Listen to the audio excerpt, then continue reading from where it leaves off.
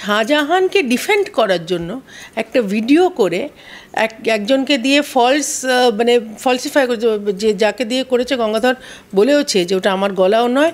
এবং তুমি যদি পুরো ভিডিওটা দেখো তোমরা বুঝতে পারবে, তোমরা যেহেতু ছোট ছোট ভিডিও করো তোমরা বুঝতে পারবে তার না টাইম লাইন মিলছে, এবং যখন ক্লোজ আপে দেখছে মুখটা কিন্তু কাভার্ড। তো আমরা আদৌ বুঝতে পারছি না যে সে লোকটা আদৌ সে কী বলছে। হয়তো ভিডিওতে ওরা তো হাসি ঠাট্টা করছিল, আমি যা আওয়াজে যেটা পেয়েছি।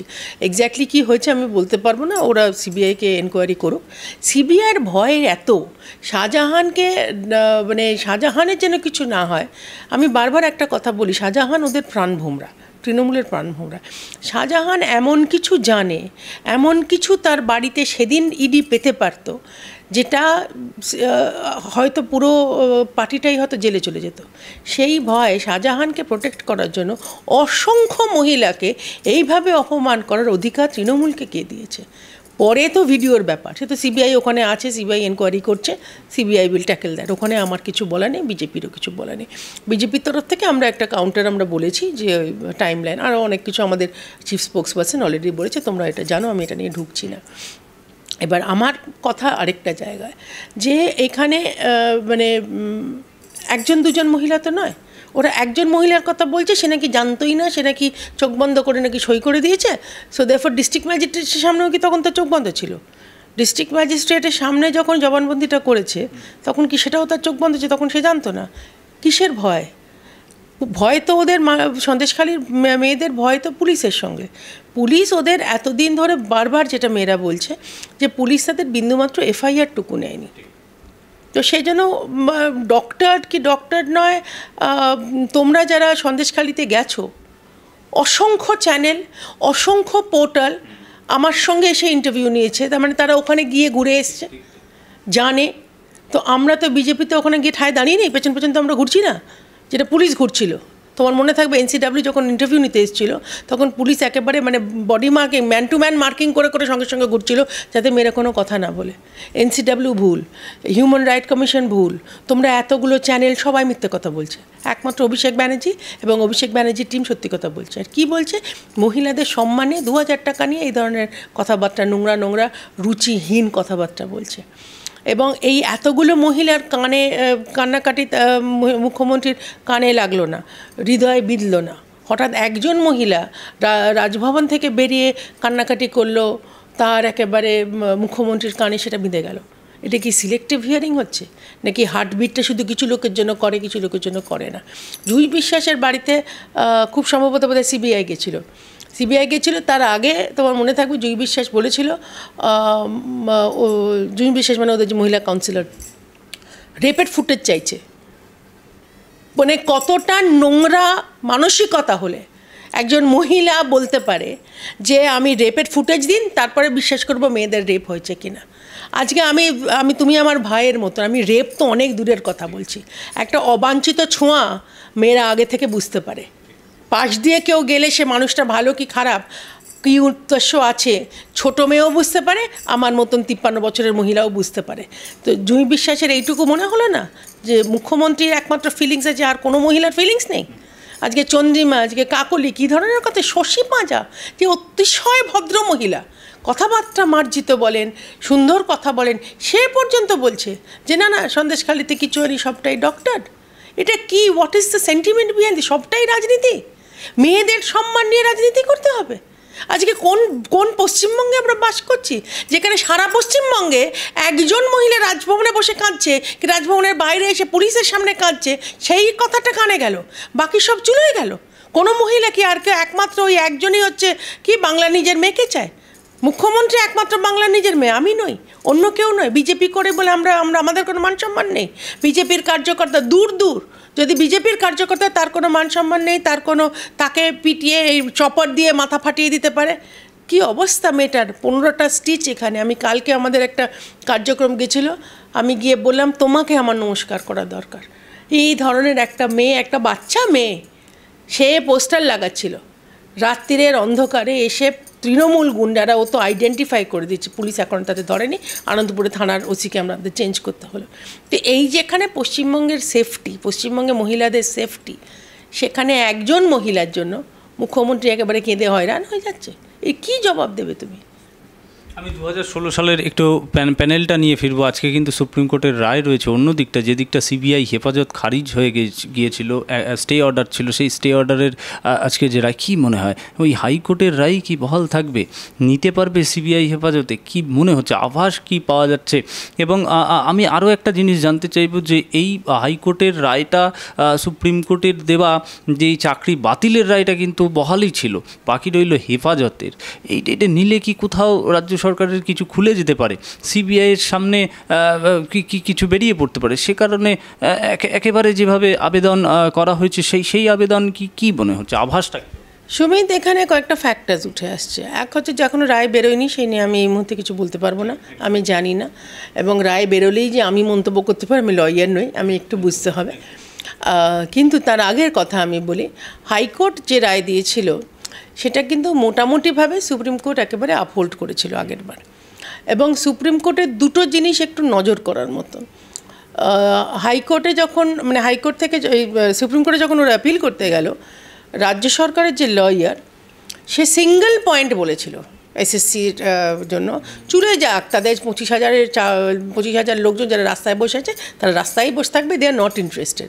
একটা কথাও কেউ বলেনি যে যারা বহাল আছে, যারা ওএমআর শিট নিয়ে কথাবার্তা, এরকম কোনো কথা বলেনি যে একটা ছাঁকা হোক, জানা হোক যে কে অ্যাকচুয়াল প্রার্থী, বা অ্যাকচুয়ালি যারা ওএমআর শিট ফিল আপ করেছো, বেসিক কোয়ালিফিকেশন যাদের আছে না আছে, এই নিয়ে কোনো আলোচনা কেউ করেনি। তাদের একমাত্র আলোচনা যে মাই লর্ড, পায়ে পড়ছি, হাতে পায়ে ধরছি, কান্নাকাটি করছি, কোনোভাবে যেন সিবিআই ক্যাবিনেটকে না ধরে। তাদের একটাই কনসার্ন, কারণ ওরা জানে ভালো করে cabinet under chief minister singularly responsible এই সুপার নিউমারারি চাকরির জন্য। এবং সুপার নিউমারারি চাকরি তারা কেন করেছিল? একটাই কারণ, যে যারা টাকা দিয়েছে তাদের চাকরি দিতে হবে। চুলোয় যাক, যারা বাকি আছে, যারা রাস্তায় পরীক্ষা দিয়ে যথার্থ মার্কস পেয়ে তারা যে চাকরি পেল না, মুখ্যমন্ত্রী তাতে কিচ্ছু যায় আসে না, তখন তাদের কান্নাগুলো হৃদয় বেঁধেনি। চুল কামিয়ে ফেললো একটা মেয়ে রাস্তায় বসে চাকরির জন্য, সেই তখন মুখ্যমন্ত্রীর হৃদয়ে এই কান্নাগুলো বেঁধেনি। চোখ মুছতে মেয়েটা চুল কামাচ্ছিল, আমি ওর সঙ্গে একটা শো করেছি, আমি জানি। কিন্তু ওদের একটাই কনসার্ন যে ভাই আমাদের বাঁচাও, ইলেকশনের সময় যদি আমার ক্যাবিনেট জেলে বসে থাকে, আমি ইলেকশনটা করবো কাকে নিয়ে, একমাত্র এটাই তাদের কনসার্ন। তো সেটা I am sure Supreme Court কী রায় দেবে দেখা যাক। আরেকটা তুমি দেখবে, সেই ওদের একমাত্র কনসার্ন হচ্ছে মহিলাদের নিয়ে, ওদের সন্দেশখালিতে আদৌ চিন্তা নেই। তোমার মনে থাকবে যেদিন Supratim Sen DG police press conference করছিল, অত্যন্ত সুবক্তা, উনি বললেন যে আমরা একমাত্র ধরছি শাহজাহানকে, যেন আমাদের পশ্চিমবঙ্গের লোককে দয়া করছে ধরছে, তার কারণ হচ্ছে ল্যান্ড গ্র্যাবিংয়ের জন্য, ল্যান্ড গ্র্যাবিংও নয়, নট ইভেন ল্যান্ড গ্র্যাবিং, ইডিকে সেদিন অ্যাটাক করেছিল বলে, আর কয়েকটা ছুটকো ছাটকা ল্যান্ড গ্র্যাবিংয়ের কেস ওনার বিষয়ে আছে, সেই জন্য ধরছে। মহিলাদের সম্মান নিয়ে না ওয়েস্ট বেঙ্গল পুলিশ ইন্টারেস্টেড, না মুখ্যমন্ত্রী ইন্টারেস্টেড। তখন যখন জিজ্ঞেস করা হয়েছিল, তোমাদেরই কোনো সাংবাদিক তোমাদের ওখানে জিজ্ঞেস করেছিল যে তাহলে রেপ কেসেরগুলো কী হবে, বলে ওগুলোতেই সবে এসছে, দেখি এনকোয়ারি হোক তখন দেখা যাবে। হাইকোর্ট কগনিজেন্স নিয়ে বলেছিল যে যখন আমাদের তরফ থেকে প্রিয়াঙ্কা তিবরিওয়াল গিয়ে সমস্ত মেয়েদের এফআইআর নিয়ে এলো, যখন সেগুলো জমা দিল, তখন হাইকোর্ট কগনিজেন্স নিয়ে বলেছিল যে না, একটা মহিলারও যদি রেপ নিয়ে কোনো কমপ্লেন হয়ে থাকে তাহলে সিবিআই গিয়ে ওখানে এনকোয়ারি হোক।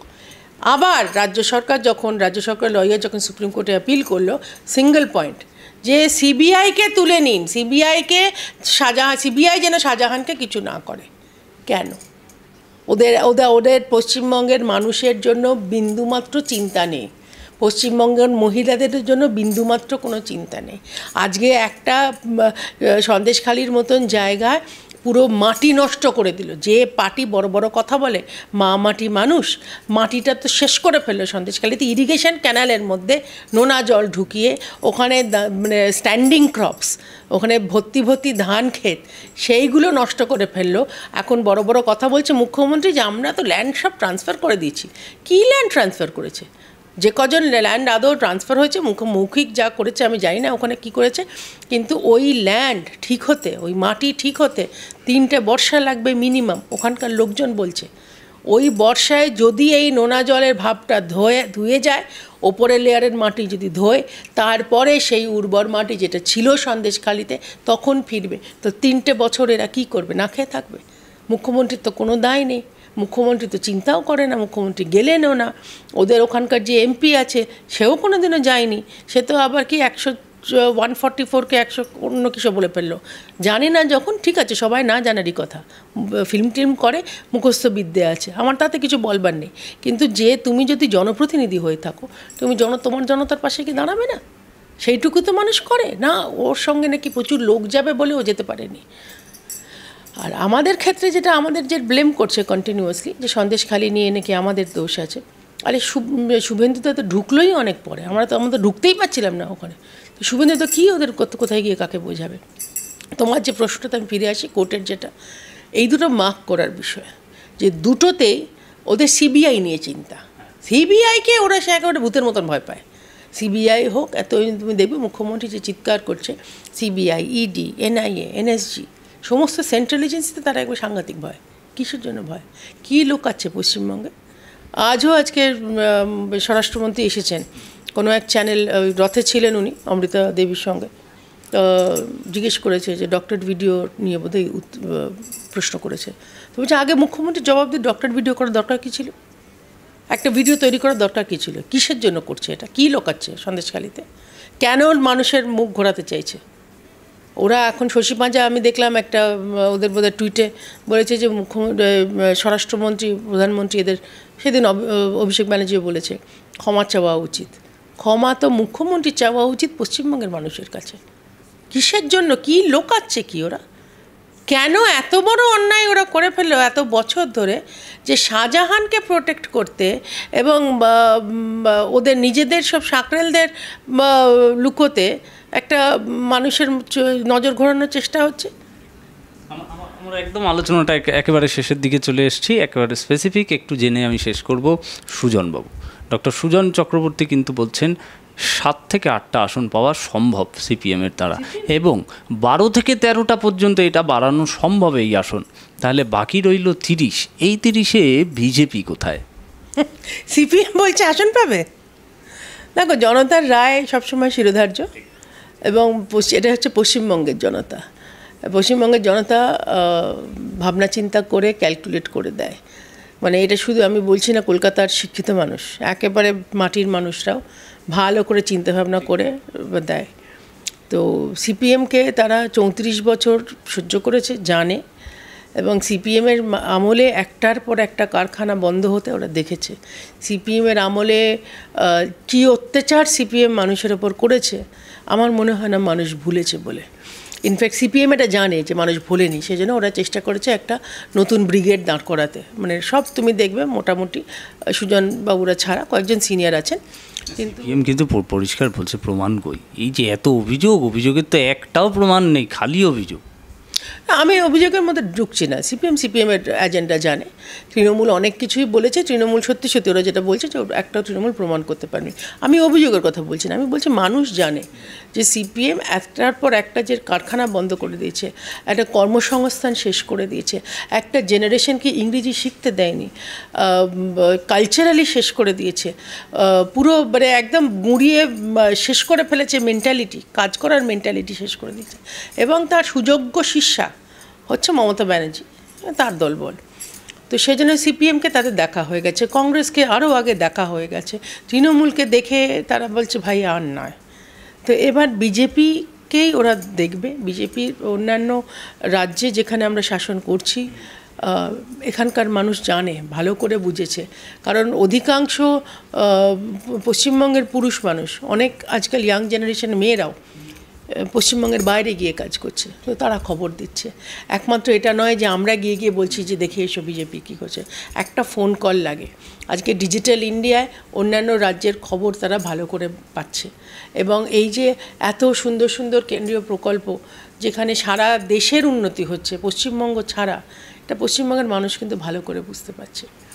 তো সেই জন্য আমার মনে হয় তৃণমূলকে এবার ছুঁড়ে ফেলার সময় হয়ে গেছে, এবং তৃণমূলকে ছুটতে গিয়ে যে সিপিএমকে ফেরত আনবে এই আশাটায় সেগুড়ে বালি। সিপিএমের মতন থাকুক, ইতিহাসের পাতায় রঞ্জিত হয়ে থাকুক তারা স্মৃতি হিসেবে। আমার মনে হয় না মানুষ আর সিপিএমকে আনছে বলে।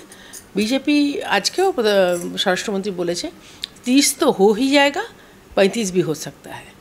সো দেখা যাক। প্রধানমন্ত্রী তো চেয়েছে 42, আমরা দিতে চেষ্টা করছি 30-এর ওপর। আজকে যদি স্বরাষ্ট্রমন্ত্রী বলে থাকে 35, তাহলে 35-এর কাছাকাছি যাবো দিতে পারো।